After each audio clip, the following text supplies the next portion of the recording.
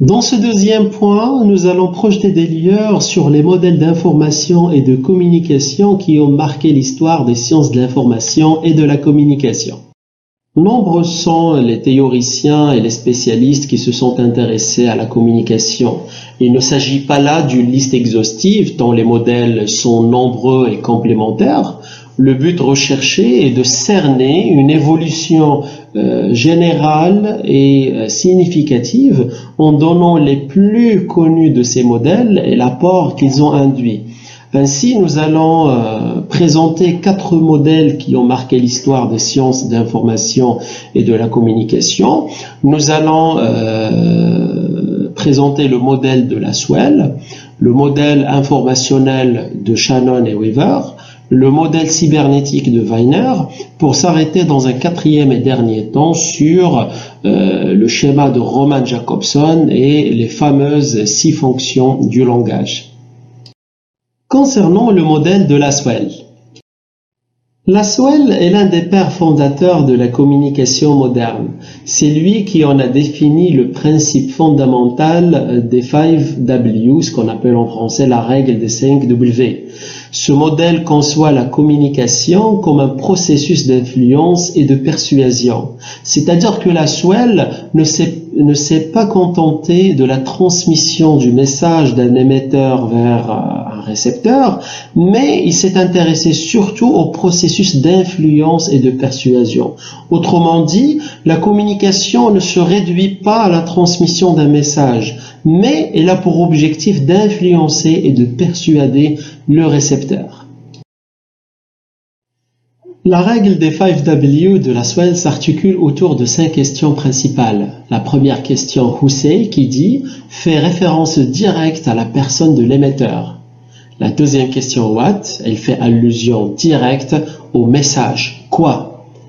Quant à la troisième question, to whom, à qui, elle fait allusion à la personne du récepteur. Quant à la quatrième question, in which channel, par quel moyen, ici Lasswell évoque le moyen de transmission utilisé lors d'une situation de communication, c'est-à-dire quel est le canal utilisé afin de transmettre le message. S'agit-il des réseaux sociaux numériques, de la presse écrite, de la radio, la télévision, l'air, ainsi de suite. Et la cinquième et la dernière question, et qui est la plus importante, c'est with what effect, avec quel effet.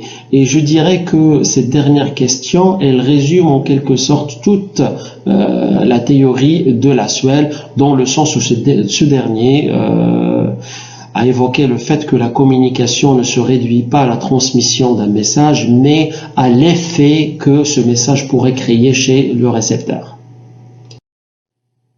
Le deuxième modèle que nous allons aborder maintenant, c'est celui de Shannon et Weaver, appelé également le modèle informationnel, dans le sens où c'est un modèle qui s'intéresse à la transmission de l'information de l'émetteur vers le récepteur et qui se caractérise par sa linéarité et sa dimension unidirectionnelle.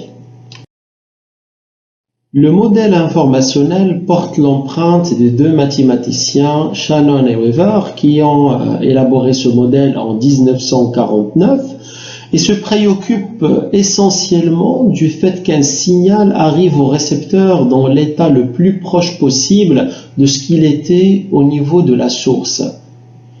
Il désigne un modèle linéaire, unidirectionnel, simple de la communication. Bref, la transmission d'informations d'un émetteur à un récepteur. Ainsi, on pourrait résumer le modèle de Shannon et Weaver de cette façon. Nous avons un émetteur qui veut transmettre une information à un récepteur. L'émetteur, avant l'envoi de cette information, il va procéder à son codage. Il va envoyer cette information via un canal. Ce canal, il est en proie à des bruits, ce que nous appelons en anglais des noises, qui vont influencer négativement la transmission de l'information dans l'état où il était au début. Une fois cette information reçue par le récepteur, ce dernier serait amené à décoder l'information chiffrée par l'émetteur.